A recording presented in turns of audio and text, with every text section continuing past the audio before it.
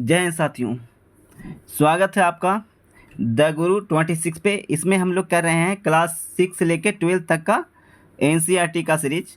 क्योंकि जितना भी एग्ज़ाम पीछे हुआ है उसको देखते हुए बहुत सारा स्टूडेंट हमसे संपर्क किया और बोला कि सर आप एनसीईआरटी का सीरीज चलाइए, क्योंकि जितना भी एग्ज़ाम्स पीछे आ चुका है सब में एनसीईआरटी से ही क्वेश्चन पूछे जा रहे हैं। बाकी जितना भी कोचिंग का नोट्स वगैरह है सब बेकार साबित हो रहा है। तो इसके लिए हम लोगों ने यह तय किया है कि एनसीईआरटी का सीरीज़ क्लास 6 से लेके और 12वीं तक का टोटल हम लोग क्लियर कर देंगे। तो उसी के तहत जो कड़ी आज चल रही है वो हिस्ट्री का, क्लास 6 का हिस्ट्री का पार्ट 4 हम लोग आज करेंगे। बाकी जो भी वीडियो है आप मेरे प्लेलिस्ट में जाके देख सकते हैं। ठीक है दोस्तों, तो बिना देर किए स्टार्ट करते हैं आज का क्लास। तो आज का क्लास है चैप्टर नंबर 4। उसका नाम है चैप्टर का क्या बताती हैं किताबें और कब्रें। ये ओल्ड एनसीईआरटी से है और एक तरह से उसका जो नोट्स हम लोग जो पढ़ेंगे उसका नोट्स पढ़ेंगे और उससे हम लोग तैयारी करेंगे। ठीक है दोस्तों, तो प्राचीनतम ग्रंथ वेद के बारे में सबसे पहले जानेंगे। तो वेद का शाब्दिक अर्थ होता है ज्ञान। वेद का शाब्दिक अर्थ ज्ञान होता है और वेदों का संकलन कृष्णद्वैपायन वेद व्यास ने किया। जो संकलन किए वेद का वो कृष्णद्वैपायन वेद व्यास ने किया। ठीक है, और वेद का शाब्दिक अर्थ होता है ज्ञान। वेद की संख्या 4 हो गया: ऋग्वेद, सामवेद, यजुर्वेद, अथर्ववेद। ऋग्वेद के बारे में हम लोग जानेंगे। सबसे पहला वेद ऋग्वेद के बारे में हम लोग जानेंगे। यह सबसे पुराना वेद है और ऋग्वेद की रचना 3500 साल पहले हुआ। 3500 साल पहले हुआ था ऋग्वेद की रचना। और ऋग्वेद में 1000 से ज़्यादा प्रार्थनाएं हैं जिन्हें सूक्त कहा जाता है। मतलब जो 1028 सूक्त हैं ऋग्वेद में, यानी सूक्त को प्रार्थनाएं भी कहते हैं। अच्छा, इसमें 10 जो ऋग्वेद है उसमें 10 मंडल, 1028 सूक्त और 10,600 मंत्र हैं। किसमें? ऋग्वेद में। आगे देखते हैं। ऋग्वेद की भाषा प्राकृत। ऋग्वेद की भाषा प्राकृत और संस्कृत या वैदिक संस्कृत है। प्राकृत संस्कृत या वैदिक संस्कृत है। इसमें 3 देवता महत्वपूर्ण है। ऋग्वेद में 3 देवता महत्वपूर्ण है। इनका उल्लेख बार बार आता है: अग्नि, इंद्र और सोम। अग्नि, इंद्र और सोम बहुत ही महत्वपूर्ण ये तीनों देवताएं इनमें हैं वैदिक ऋग्वैदिक काल में। उसमें अग्नि, इंद्र और सोम। सोम है ना जो एक तरह का पौधा, इसी से निकलता था सोमरस। ठीक है, तो सोम, इंद्र और अग्नि का पूजा करते थे।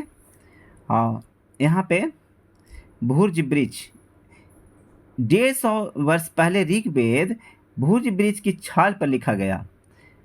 150 यहाँ पे नहीं, 3500 होगा। 3500 साल पहले ऋग्वेद भुर्ज वृक्ष की छाल पर लिखा गया। यह पांडुलिपि पुणे जो महाराष्ट्र में पड़ता है उसके एक पुस्तकालय में सुरक्षित है।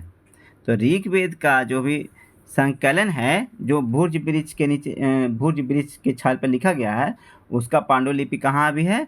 तो पुणे में अभी भी यह मौजूद है। पुणे के एक पुस्तकालय में सुरक्षित उसको रखा गया है। आगे प्रार्थनाएं के बारे में हम लोग पढ़ेंगे, जिसको सूक्त बोलते थे 1028, उसके बारे में। तो ऋग्वेद में मवेशियों, खास कर मवेशी के जो पुत्र हैं वो मवेशी के मतलब बच्चा छोटा, तो ऋग्वेद में वही जो मवेशी के छोटा बच्चा और घोड़ों की प्राप्ति, रथ खींचने, लड़ाइयों के लिए अनेक प्रार्थनाएं हैं। ये सब के लिए काफ़ी प्रार्थनाएं हैं ऋग्वेद में। ऋग्वेद में ऋग्वेद में अनेक नदियों का जिक्र है, जैसे ब्यास, सतलज, सरस्वती, सिंधु तथा गंगा। ये सभी नदियों का उल्लेख है और जमुना का भी इसमें उल्लेख है। लेकिन जमुना का उल्लेख यहाँ पे एक बार किया गया, याद रखिएगा। ऋग्वेद में यमुना का उल्लेख कितना बार? यमुना का उल्लेख एक बार किया गया है। लोगों का वर्गीकरण काम, भाषा, परिवार या समुदाय, निवास स्थान या संस्कृति परंपरा के आधार पर किया जाता था। मतलब कहने का मतलब है कि जाति व्यवस्था उस समय नहीं था, उसमें वर्ग व्यवस्था था। वर्गों में विभाग थे, जैसे काम के जिस प्रकार से काम करेंगे उसका उसी अनुसार वर्गों में विभाजित किया गया था?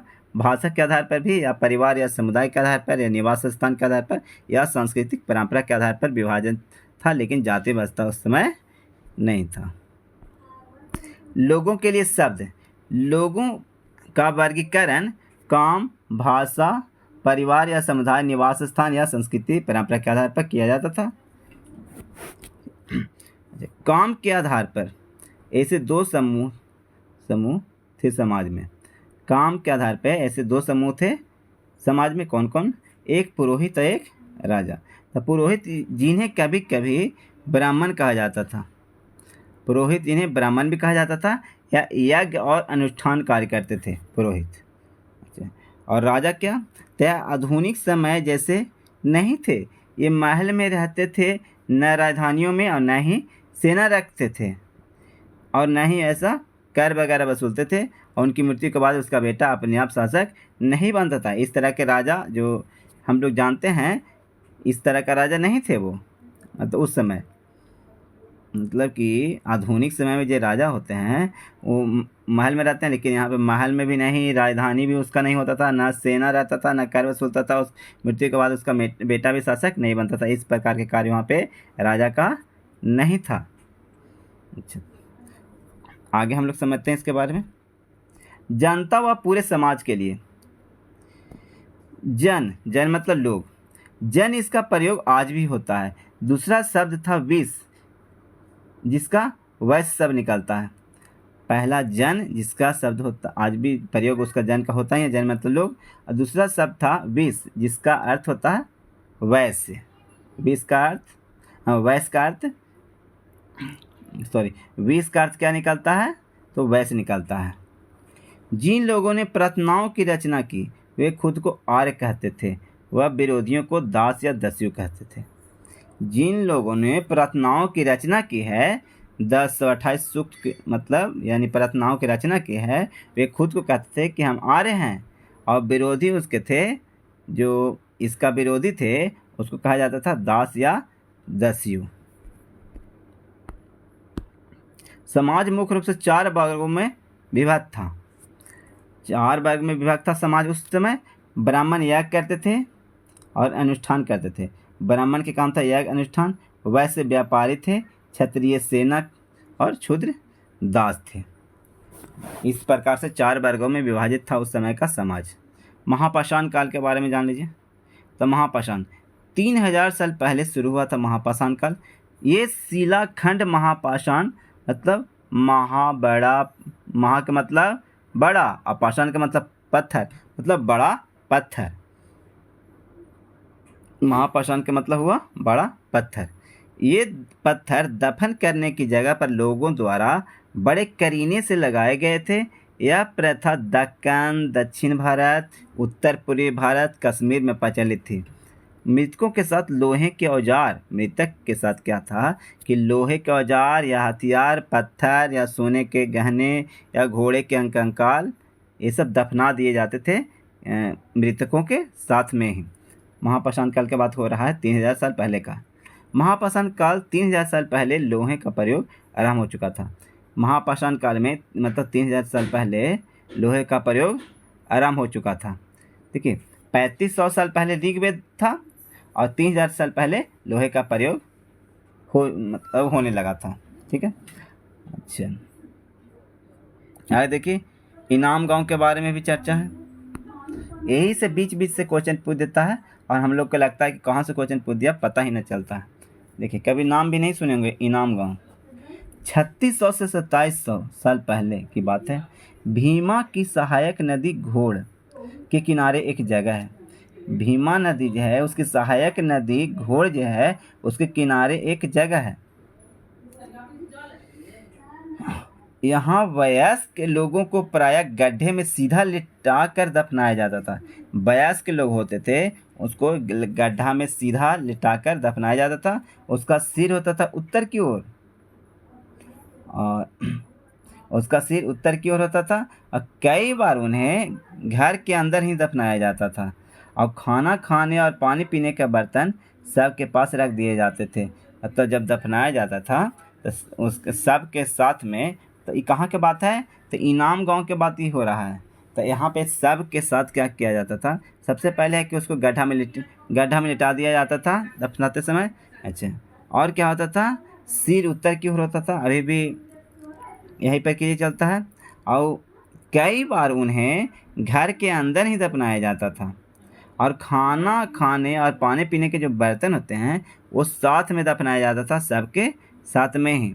और इनाम गांव के पुरातत्वविदों को गेहूं, चावल, दाल, बाजरा, मटर, तिल के बीज मिले हैं।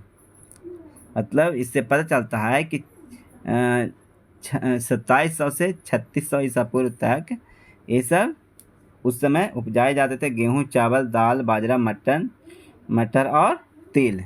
जानवरों की हड्डियां भी मिली हैं। कौन कौन जानवर की हड्डियां मिली है इतना पुराना? गाय, बैल, भैंस, बकरी, भेड़, कुत्ता, घोड़ा, हिरन, सुअर, चिड़िया, कछुआ, केकड़ा और मछलियों की भी हड्डियां मिली है इनाम गांव से। ठीक है, इनाम गांव से ये सब का जीवों का हड्डियां भी मिली हैं।